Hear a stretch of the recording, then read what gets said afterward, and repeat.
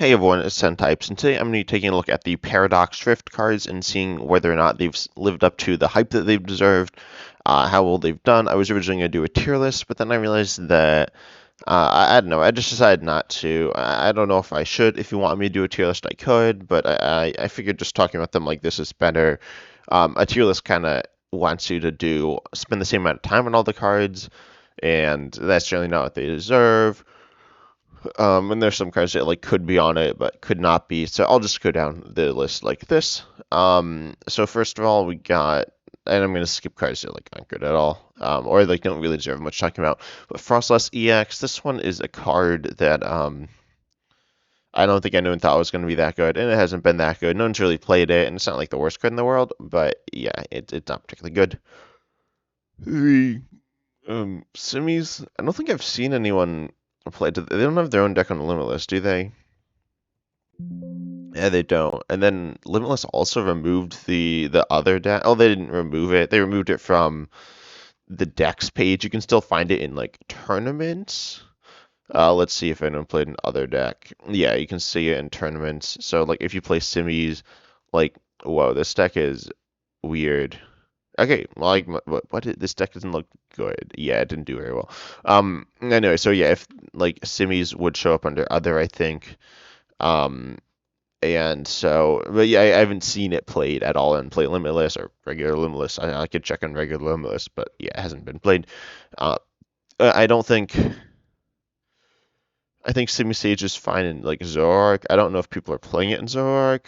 Um, let's see, but it would make sense there because it is essentially directly better than the Melmetal. Let's see if anyone's running. Old Melmetal can use Metal Energy as well, which most of these lists are running. So far, it looks like none of the lists are running either, um, which is fine. I'll look at a few more lists, but I feel like it's a bit like specific. Um, I don't think it's that bad in Zoroark. This Simisage, it walls off Pokemon with abilities, which is pretty nice. Within the Simi's deck, you can do some like kind of fun, silly stuff, but it's not a very good deck. Let's see. Moving on. Toad School's been, I think, about as good as we predicted. I didn't realize that. I don't think a lot of people realize the Pokestop link, but the Pokestop link doesn't work on live, or at least in previously it did not. I don't know if it's been patched by now. I haven't really played like with it since then though. It's not particularly good, but it's all right. Like it's a solid counter card. It's not that bad, but I think it's lived up to the hype and it's just okay. And that's really it's kind of where always what it would have been. Yeah, let's see. Most of these other cards aren't really good at all. Again, another Simi. Just presently Volcania not particularly good. Chiyu not particularly good. Iron Moth not particularly good. I don't think any of these has seen much play at all. Let's see if they've seen play in standard or in IRL. They haven't. They're major IRL events. Armouge EX hasn't seen much play either. It's seen a little play here and there. It's not like the worst card in the game. I wouldn't say it's underperformed because it didn't really have much hype. But it seemed like it's a cool card, and I think it's kind of worth playing. It's not super powerful, and its damage output is 40 plus 4 for each fire, and it's really hard to get a ton of fire in play. You could get 5, that's not like crazy, and you're hitting 240, which is nice, but then, and your ability is really nice. You take 80 less if you have full HP, meaning you essentially have 340, which is like massive. So I think Armouge EX is pretty decent, but Armouge itself, like you'd only play it if you're playing the baby Armouge, like a fire toolbox style deck, and that's not super common, and even then you wouldn't necessarily always play it. Like Garchomp EX, in my opinion, has underperformed. I thought it was going to be very good. I think it's really interesting Pokemon. Someone commented on my video. They said like it's not like the best, but it's really interesting, and it uses the Terra mechanic well. And yeah, you agree with that. Well, okay, there's not another Garchomp to pair with that's like just fighting, but I think it's cool. Its damage output is low, and there aren't any high damage output partners for it other than like Lucario. But Lucario is also stage 1, and you don't really want a stage 1 and a stage 2 in the same deck, so I think Garchomp is not great. Mantike hasn't really seen play. I don't really think anyone thought it was going to see play. I've seen it like it showed up in that weird other deck I just opened up. But obviously it's not like that good. I think it's probably I think Elekid's better. I think Elekid's seen a little play. Occasionally, I think Elekid's actually underperforming a little, and Magby is bad, and I think that's it. Are there any other babies? There's like a psychic one. I don't know. Anyway, none of the babies has been particularly good. I think Clef has been the best so far by like a pretty wide margin. And Clef hasn't even been that good. Palkia hasn't seen any play, I don't think. Not surprisingly. Um, Another Simi, and then we get to Vanillux and Serena. So I don't think there's a scene play in IRL, but Serena's definitely seen play. Let me see if I can pull up a list that plays Vanillux.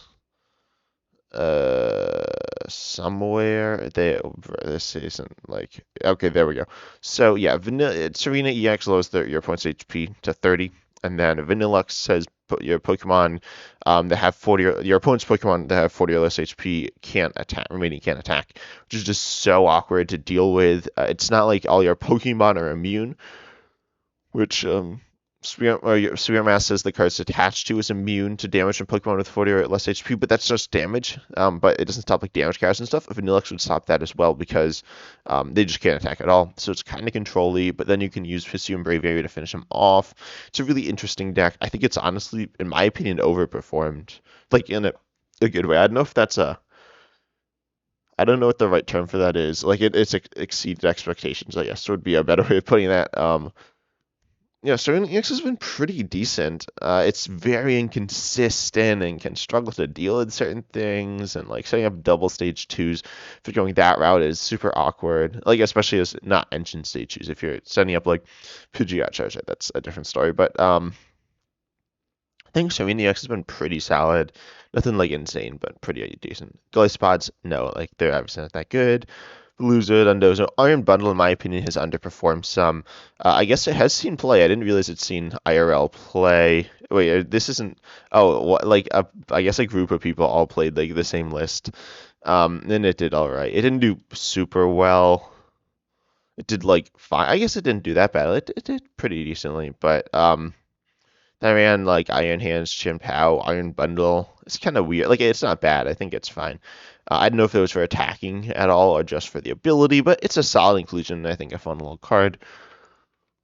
For the most part, it's underperformed. I think, in my opinion, or it's performed at the level that I think a lot of people are expecting. I was kind of hyping a bunch out of the set, and I think it has potential, but like its attack is not good because if you look at most of the decks, it just doesn't really do anything to them. It does something that Charizard, it stops evolutions from attacking, so it does something that Charizard, it kind of does something to Gholdengo, and like that's it because like Gardevoir you're just KOing because it's just probably the single prizer, and you want to KO it, and then I guess it could do something into Lugia, but they have much of switch. Certainly Italian Ursher has a lot of switch and all that good stuff. So it's not the best. Let's see, Mewtwo EX is flopped. This is not one that I was predicting to do well, but a lot of people were, and it's just not good. It's not complete garbage. I don't know if it's had its own deck on Limitless. Uh, I don't think so. Is it under Zadu?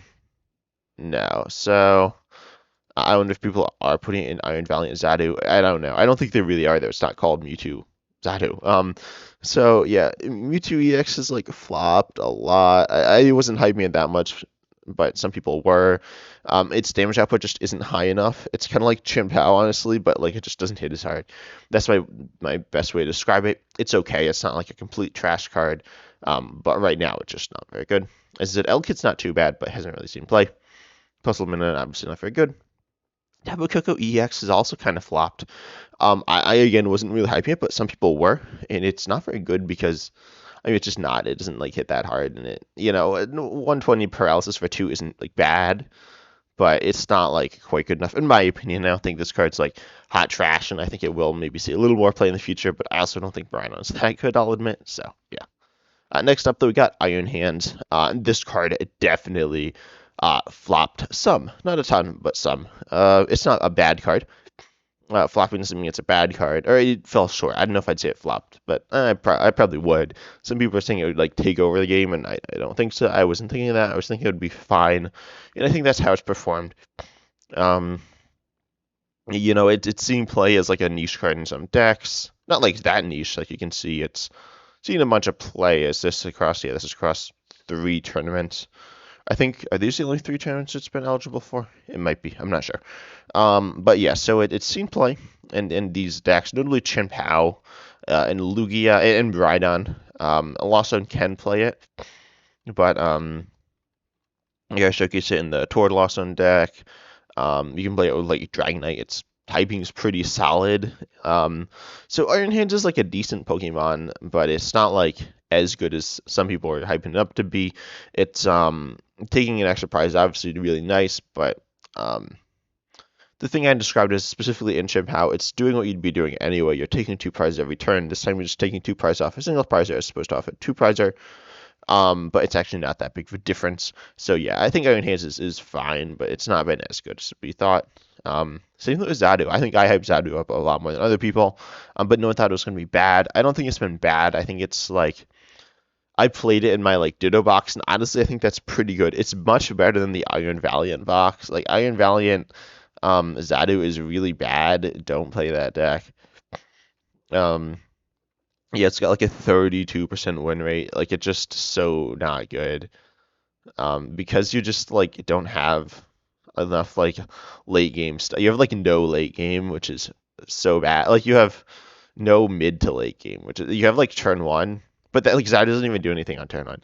So yeah, Zadu is not particularly good with like just straight Iron Valiant. Straight Iron Valiant isn't good. I think a lot of people have realized that. I'll get to Iron Valiant in a second, and Iron Valiant isn't bad, but straight Iron Valiant isn't good. Deoxys, Latios, I mean, they haven't really seen much play. I guess they flopped. I think Deoxys like was kind of weirdly getting a little bit of hype. Not much, but a little in it. Unsurprisingly, hasn't reached that. Cofagrigus has actually been all right. Like, it's not great by any means, but I think it actually might be the best Zadu partner. It's different. It's unique. Well, it's not that unique. It's just Dragon Ball, but like it's unique for compared to other decks in the format right now. It's like some spread, some consistency, some like bulk. And it's pretty decent. It doesn't have great. It has like no one-shotting potential. You can't pair with like Mewtwo EX because you're still not one-shotting stuff. I mean, you could be, but you're realistically you're not. And then so Cofagrigus is all right though. It's pretty. It's honestly like it performed better than I think most people expected. Maybe some people projected it to be very solid, which I think is where it's been. I think it hasn't seen a lot of play because it's been projected bad, but it has performed decently well. Spather hasn't been good. Tinkadon hasn't been good. Gorgas hasn't been good. I don't think anyone was hyping those up too much, but they haven't been too good. They haven't really seen play, honestly. Screamtail has been fine. It's been a piece in Gardevoir, which is honestly where I think everyone was kind of expecting to be. Oh, and I'm not going to talk about the trainers today either. I'll say that. I'll save this for another video because there's a lot more to talk about them. But Screamtail, yeah, it's like Snipe. It's fine in Gardevoir. I mean, it's good in Gardevoir. I think you'd play it in every Gardevoir list you play. It's good, but it's not like broken or game changing. I think it's performed exactly to where everyone thought it was going to perform, which is pretty solid. Iron Valiant is so weird. Iron Valiant started off as one of the more played new Pokemon, as it was one of the more hyped new Pokemon. That sucked in all the new decks that people were putting in, and then people started playing in different new decks. Notably, Entei is probably the best one so far of the new decks. We can do so many unique things with it. I think it's a really good card. And it's clearly like a weird card. It's not like that weird, but it's like hard to find what to put it in. Weird. It's powerful. It's really interesting. I think Iron Valiant will become a great card, and I think it's a very solid card right now. I don't know if it's underperformed, but it's not performed the way people have thought. But I think it's still very good. Groudon, not a very good partner for Garchomp. I think it's not that bad. It's okay. I don't know if it's underperformed, overperformed, or whatever, but it's okay. Hoopa, obviously not very good. Toxtricity, not very good. Sandy Shock's not very good. But then Cloth has been decent. I think Cloth was a deck that like people weren't like thinking about. Then they were like all of a sudden started thinking about, and it's been about as good as it should be as like a weird rogue deck. It's just such a strange deck in my opinion. It only runs like 4 energy, and it has some kind of weird attackers, some weird combos. They're not like crazy, but they're kind of just weird. That's how I describe it. Stuff can go wrong with the deck, unsurprisingly, but it's a cool deck. Yeah, and then we got the biggest surprise, which is Minior. Minior, it's a counter to Snorlax. It's pretty much hot trash the rest of the time. It can do a few things. It can be a counter to Iron Hands. It's like weird though. You need super Predator glasses or something else to be a real counter to Iron Hands. And even then, you're not like a perfect counter because they are taking 2 pres on you, so it's actually still an even trade. But Minior is an insane counter to Snorlax and is like the best counter to Snorlax by far, I think. I can't think of anything else. It's very consistent, very good. Snorlax can't really do anything about it. There are certain things they can do to survive hits, but they're not attacking. Yeah. Crobat, obviously not very good. I don't think anyone was expecting this card to be that good, and it hasn't been. Light in my opinion, not hasn't been very good. I don't know if it's a flop, but it hasn't been good. Morpeko has been better than people thought, I guess. It's good in Roaring Moon. Brute Bonnet, I guess a little worse. I don't know. But then Roaring Moon itself, this is definitely the biggest flop. It got so much hype. Its play rate was like 20%. It was pretty close. And then it was bad and it fell off and people like stopped playing it because it was bad. But overall, Roaring Moon wasn't very good. Not hot trash. It's okay, but I think it's definitely the biggest flop in my opinion. I think that's it. There's Skeledirge, Aegislash, they're whatever. Oh, Goldengo. Goldengo has been fine. And I think that's about it. Iron Jugulis, a bit of a flop, but Goldengo's been about where I think everyone thought it was. It was definitely, in my opinion, the safest deck going into the set. And it's stayed that way. It's just solid. I think I overhyped it a little as well, but I think it's very solid still. Hits really hard, pretty consistent, but not versatile at all. Similar to Roaring Moon, but you aren't dying as much. So it's like the safest deck in the game. If you want, as I said, just a safe deck, play Goldengo. It's fun. It's cool. Yeah, and those are my opinions on the new cards, the new Pokemon. Talk about the trainers some soon, probably in the next video. Tell me if you're interested in that. If you're interested in that as a tier list, comment down below. And also comment down below any deck suggestions from the new set. If a comment gets, I'll say over 10 likes, I'll play it in the next video. Or not like in a future video. So leave those down below. And I hope you enjoyed. As always, I'll see you in the next video.